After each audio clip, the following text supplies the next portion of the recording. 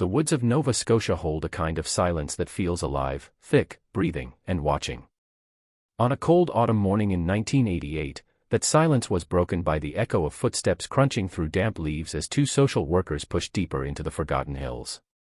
They had followed a trail of whispers, rumors of children hidden away, families living like ghosts, a place where daylight never seemed to reach. When they finally stumbled upon the rotting shack tucked behind a curtain of birch trees, the air grew heavy, the kind that warns you not to open the door. But they did.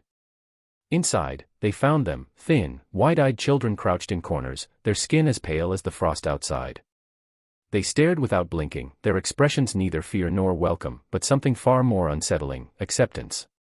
A smell of rot and decay lingered in the wooden walls, and in that stillness came the soft sound of humming, a lullaby with no words, sung in unison by every child. The investigators would later swear that the woods seemed to darken as they stepped out with the children, as if the forest itself disapproved. And though the authorities would call it a rescue, nothing about that day felt like salvation. Because what came after, the stories, the rituals, the graves unearthed beneath the cabin, proved that the Goler Clan's horror didn't end in those woods. It merely began there. It was the autumn of 1988 when a group of provincial officers set out into the thick woods of Nova Scotia after receiving a vague report of missing welfare checks and a foul odor drifting from the valley. What they didn't expect was to uncover one of the darkest secrets in Canada's rural history. The forest that morning was cloaked in mist, the air dense and still, muffling every sound except the crunch of leaves beneath their boots.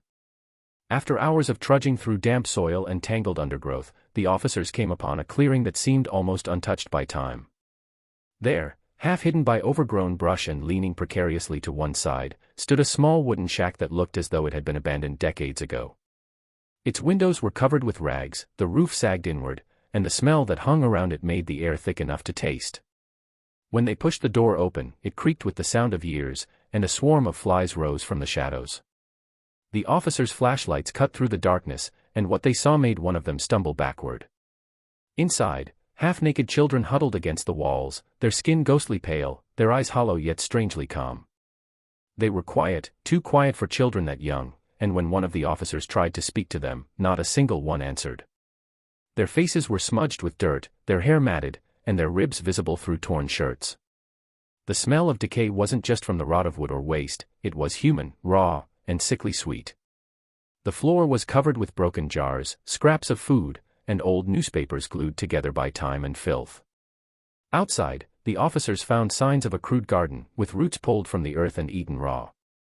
There were no signs of modern life, no electricity, no running water, no signs anyone had left this place in years. As backup arrived, one of the younger officers noticed handprints along the shack's outer wall, tiny, overlapping, pressed into the old paint as if the children had spent hours touching the same spot. When questioned later, one of the girls whispered that they were told not to go beyond the trees, that the men in the woods watched them if they did. It was the first hint of something far more sinister lurking beyond the initial discovery. What began as a welfare check quickly turned into a nightmare that would unravel layers of secrecy, abuse, and generational horror unlike anything the quiet hills of Nova Scotia had ever seen. When social workers first sat across from the Goler children in a dimly lit office in 1988, the room carried a kind of unease that words could never quite capture. The children sat perfectly still in their chairs, their hands folded, their eyes darting only when someone spoke their name. They looked underfed, their skin pale and translucent, as if the sun had long forgotten them. What unsettled the workers most wasn't just their appearance, it was the silence that hung between every question and the strange, synchronized way they reacted, as if one mind moved several bodies.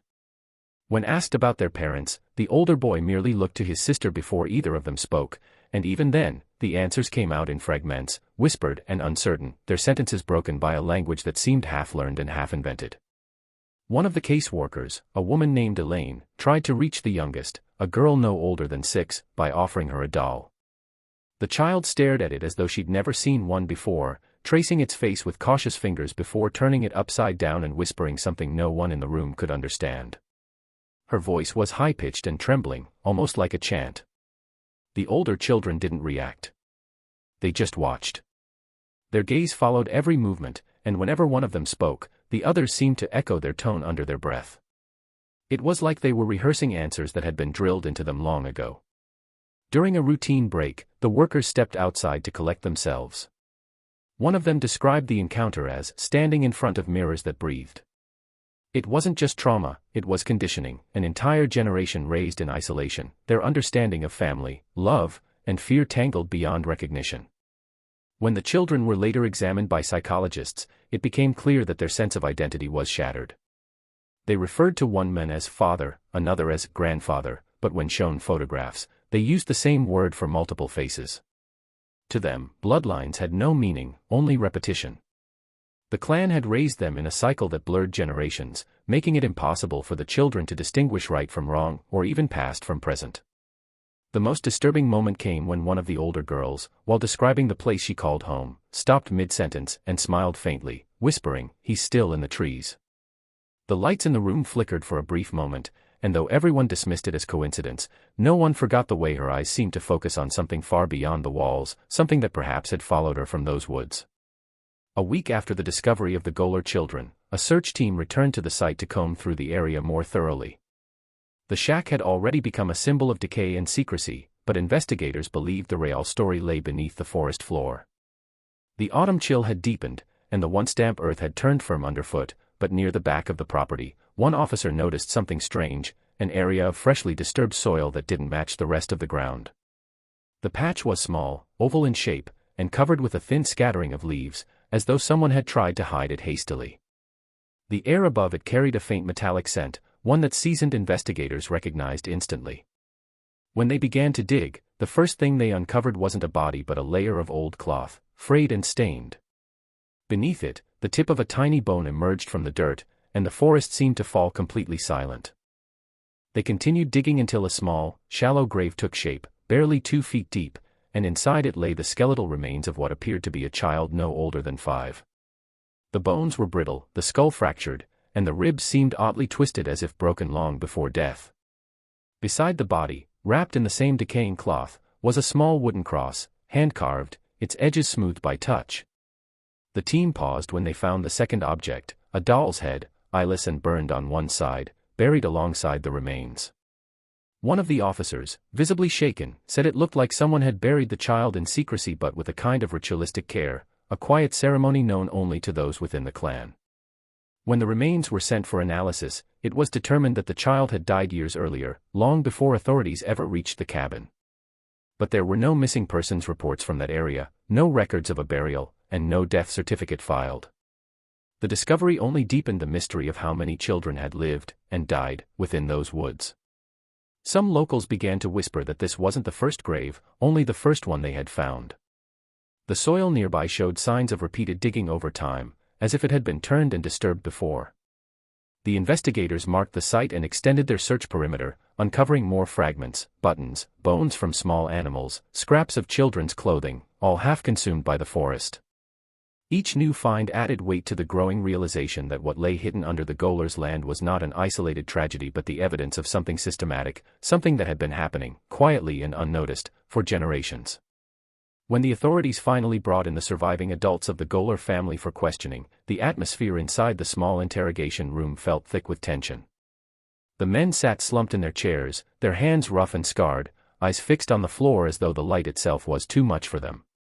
The women, wrapped in old coats and smelling faintly of smoke and soil, kept their gazes distant, their expressions blank. No one cried. No one protested. When asked simple questions, who lived in the cabin, where the children came from, when they last saw outsiders, they responded with either silence or muttered fragments that led nowhere. One officer noted that their speech was so mumbled and inbred with local dialect that much of it was incomprehensible. It was as if they were speaking in a code known only to themselves. The only consistent phrase they repeated, over and over, was that the blood must stay clean. At first, investigators thought it was a reference to some twisted family belief, perhaps tied to isolation or fear of outsiders. But as interviews continued, it became clear that this was something far deeper, an ideology that had shaped the clan's existence for decades. They talked of the old ways and the family promise, and one of the elder men even smiled faintly when asked what he meant by purity, saying only, "You wouldn't understand. It's not for your kind." Every mention of the outside world seemed to trigger unease in them. Some looked toward the walls, others whispered prayers under their breath. One of the women, when pressed about the graves near the cabin, began to shake uncontrollably, whispering that the dead never really left. The interrogations went on for days, yet not a single adult gave a coherent explanation of what had happened to the children. Each answer circled back to family, to tradition, to keeping the blood untainted. One social worker later described the experience as talking to people who had forgotten what reality was. They didn't see their actions as crimes, they saw them as duty, as a continuation of something older than any law could reach. When psychologists were brought in to assess them, several noted the same eerie trait: they showed almost no emotional reaction, not guilt, not anger, not fear. It was as if empathy had been bred out of them entirely. What unsettled everyone most, though, was how synchronized their silence was. When one refused to answer, the others followed, as if obeying an unspoken rule.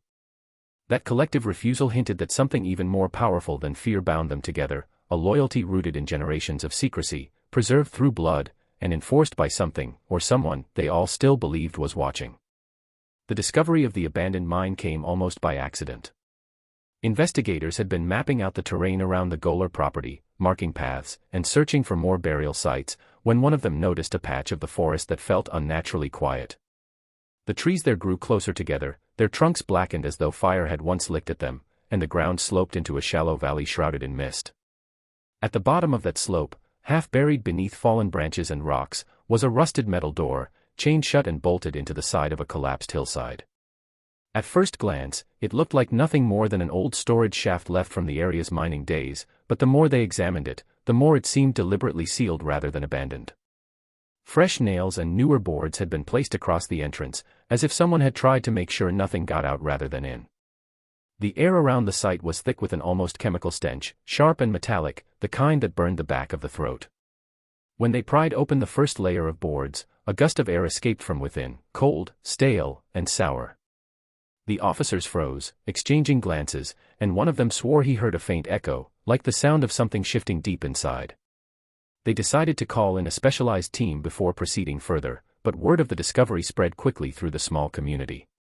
Locals began whispering that the Golers had used the mine long after it was declared unsafe, that strange lights had been seen flickering in the hills late at night, and that the children had sometimes spoken of the dark hole where voices lived.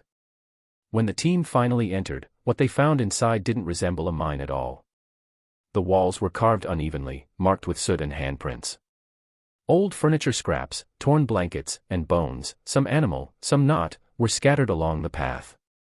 Near the back, there were crude carvings on the stone walls, symbols that no one could immediately identify. The deeper they went, the stronger the sense of unease became, until even the most seasoned officers admitted they wanted to leave.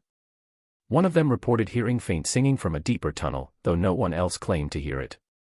They sealed the mine again after that night, citing safety concerns, but among themselves, they agreed never to speak about what they'd seen inside. It became another buried secret in the long list surrounding the Goler Clan, a place where whispers suggested the family had once gathered to perform their rituals, where the line between superstition and horror had long since disappeared beneath the earth. A few days after the discovery of the mine, one of the younger investigators combing through the debris of the Goler cabin came across a small wooden box hidden beneath a loose floorboard. Inside it was a tattered notebook, its pages yellowed and brittle, the cover stained with something dark that had long since dried. The handwriting inside was uneven and childish at first, the kind of scrawl that might belong to someone who had taught themselves to write without help. The first pages were filled with drawings, stick figures, crude sketches of trees, and faces with hollow eyes. But as the entries went on, the tone shifted. The writing became more coherent, and what it described was unlike anything the investigators had ever read. The notebook belonged to one of the older Goler children, a girl believed to have been around 13 at the time she began writing. Her words painted a chilling picture of life in the forest, a world without rules, where pain was routine, and where obedience was the only virtue that mattered. She wrote of nights spent underground, where the family gathered in the dark holding candles, chanting phrases she didn't fully understand. She described punishments for those who disobeyed, often carried out by the older men while the women stood silent. One passage spoke of the visitor from the hills, someone who came only at night and whose face no one was allowed to see. The girl wrote that this visitor brought gifts, meat, tools, sometimes toys, but in return, one of the children would be taken away, for the promise. The way she wrote about it was both terrified and accepting, as though she had been conditioned to believe it was part of some sacred duty. Further into the journal, the entries became fragmented, filled with panic. She mentioned hearing whispers through the cracks of the cabin floor, voices calling her name, and dreams where hands reached from the trees. The final pages were almost unreadable, written in haste, with trembling letters that ran off the page. Her last entry ended mid-sentence. He said the forest must feed before the snow comes, after that, nothing. When the investigators presented the notebook to local authorities, it was quickly locked away as evidence, though parts of it were deemed too disturbing to release publicly. Those who read it claimed the girl's words suggested something beyond mere abuse, something ritualistic, perhaps even cult-like. The notion that an outside visitor had been involved reignited fear among locals, especially after reports emerged of strange tracks found near the mine entrance. Whether the visitor had been real or a manifestation of trauma, no one could say. But the notebook confirmed one thing: the horrors of the Goler clan weren't confined to the cabin. They were rooted in something older, something that had lived in those woods long before 1988. The disappearance of the social worker shook everyone involved in the investigation because it happened at a point when authorities believed the worst was finally over. Her name was Elaine Turner, a woman in her mid-30s known for her calm patience and ability to connect with even the most withdrawn children. She had been one of the first to meet the Goler kids during the initial rescue, and she often spoke about them afterward, saying that there was something in their eyes she couldn't shake. In the days leading up to her disappearance, colleagues noticed subtle changes in her behavior. She had grown quiet, distracted, and mentioned dreams where she could hear children humming in the woods. She said the melody was always the same one the Goler children had sung during their first interview. Most dismissed it as stress, a symptom of being too close to such a disturbing case. On the evening she vanished, Elaine had been assigned to transport a box of case files from the temporary field office to the nearest police station. The route took her along a narrow forest road not far from the Goler property. It was raining that night, visibility low, and she radioed in once to say she'd be late due to mudslides along the trail. That was the last anyone heard from her. When her vehicle was found 2 days later, it was parked neatly at the edge of the forest, engine off, keys still in the ignition. The driver's side door was open, and her footprints led a few feet into the trees before disappearing entirely. The box of files she was carrying had been removed from the seat and placed carefully on the ground beside the car, as if she hadn't been in a hurry. A search team combed through miles of terrain, calling her name until their voices grew hoarse. They found nothing but an old locket hanging from a branch about half a mile in, one that had belonged to her. Nearby, investigators reported the faint smell of smoke and an unusual circular patch of scorched earth no larger than a campfire. No matches, no fuel, no footprints, just ash and silence. The search was eventually called off after a week, but those who had been there swore they felt watched the entire time, as though something in the woods was moving just out of sight. One of the officers later admitted that when the wind picked up, he thought he could hear faint humming again, the same low, eerie tune the Goler children had once sung in perfect unison. It was then that many began to believe the horrors of the clan hadn't ended at all, but were still waiting somewhere in those endless woods. The discovery of the hidden photographs happened during the second sweep of the Goler property, long after most investigators believed there was nothing left to uncover. The cabin itself had been cleared, the mine sealed, and only a skeleton crew remained to catalog evidence for archiving. One of them, a young officer named Mark, was assigned to dismantle what was left of a collapsed barn near the tree line. Most of the structure had already rotted through, the wood splintering like paper under his hands.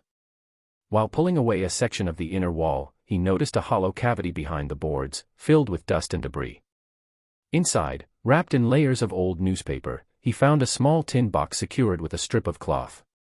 When he opened it, the air that escaped smelled faintly of mildew and smoke, and inside were dozens of faded Polaroid photographs stacked neatly on top of each other. At first, the images seemed ordinary, blurry shots of the forest, crude family gatherings, children playing in the dirt. But as Mark examined them more closely, the tone shifted. In the later photos, the same children appeared again and again, older but unmistakably the same, posed in strange arrangements, their faces expressionless. Behind them stood adults, some familiar from police records of the clan, others unidentified. The lighting in many of the photographs was odd, dim, as if lit only by lanterns or candles. One photo showed a circle of people around what looked like a wooden cross carved into the ground. Another, taken deep in the woods, captured a line of children standing shoulder to shoulder with their eyes closed and hands clasped. But the most disturbing discovery came when the investigators noticed that several of the adults in the photos wore uniforms or badges. The grainy images made identification difficult, but a few faces seemed unmistakably official, men in government attire, possibly social workers or local officials from years earlier. None of them were listed in the records of those who had ever reported to the site. This raised an unsettling question: had outsiders been involved, perhaps even aiding or protecting the Golers? When the photographs were analyzed, some of the timestamps dated back to the late 1960s, decades before the rescue. Many were marked with a faint symbol on the back, resembling a spiral with an X through it. No one could determine its meaning, but it matched carvings found inside the mine. The discovery forced the investigation in a darker direction, one that hinted at complicity and cover-up stretching beyond the family itself. Though the photos were quietly locked away as classified evidence, copies were rumored to have leaked, and years later, a few resurfaced anonymously online, reigniting old fears that what the Goler clan practiced had been known, and ignored, for far longer than anyone dared to admit. It was just past midnight when the flames were first seen rising from what remained of the Goler cabin. The nearest neighbor, miles away across the valley, reported a strange orange glow flickering through the trees, followed by a sound like thunder rolling through the woods. By the time authorities arrived, the old structure was completely engulfed, the smoke curling upward into the cold night air. The fire burned too fast, too hot, for a building that had been mostly damp and decayed for decades. It was as if the blaze had been fed from within, fueled by something beyond wood and dust. The firefighters who reached the site expected to find nothing but cinders, yet as they moved through the smoldering debris, they realized something was off. There were no footprints leading to or from the scene, no tire marks, and no signs that anyone had been nearby. It was as though the fire had started on its own. When the flames finally died down, investigators sifted through the ashes. What they found made no sense. Several small wooden idols, crudely carved, had survived the fire intact despite everything around them being reduced to charcoal. They were shaped like human figures but distorted, their faces stretched and hollow-eyed. One stood directly at the center of what had been the living room, unburned, the ground beneath it untouched by flame. Around it, traces of a circle had been drawn in ash, perhaps hours before the fire began. The air inside the ruins carried a pungent sweetness that none of the team could identify, something halfway between decay and perfume. The most disturbing discovery came when it was confirmed that the fire had occurred only hours after several of the Goler elders had been released on bail pending further questioning. By morning, every one of them had vanished. Their vehicles remained at their homes, doors left open, meals half-eaten on tables. The local police issued an immediate alert, but not a single trace of them was ever found. Some theorized that the fire had been their way of erasing what was left of their past, destroying evidence before it could expose more of their secrets. Others believed it was a final act of devotion, a ritual meant to free the family's spirits from the land. Residents of the nearby towns began reporting strange activity in the nights that followed, faint chanting carried on the wind, flickering lights deep between the trees, and the eerie feeling of being watched when traveling the back roads. A search team that returned to the burn site 2 weeks later swore the air still smelled faintly of smoke, though it hadn't rained or burned since that night. Some even said the ash was warm to the touch, as if the fire had never really gone out. Decades passed after the fire that destroyed the Goler home, and the case slowly faded from public memory, becoming more legend than truth. The files were sealed, the evidence locked away, and those who had worked on the investigation either retired or refused to speak about it. For a long time, the forest where the clan once lived remained untouched, left to grow wild again, reclaiming what had been taken from it. But in the early 2000s, strange reports began to surface from hikers and locals passing through the valley. People spoke of hearing laughter echoing through the trees late at night, the sound high-pitched, childlike, and distant. Some claimed they had seen figures standing at the edge of the woods, small, pale children who vanished the moment anyone called out. Most dismissed it as folklore, an echo of an old tragedy that refused to die, but as the years went on, the sightings became harder to ignore. A forest ranger in 2007 reported finding footprints near the ruins of the Goler cabin, small and barefoot, pressed fresh into the mud though the nearest town was miles away. When he followed them deeper into the woods, they simply stopped, as if the children had walked straight into the earth. A few weeks later, a pair of campers vanished near the same spot, their tent left zipped, their gear untouched.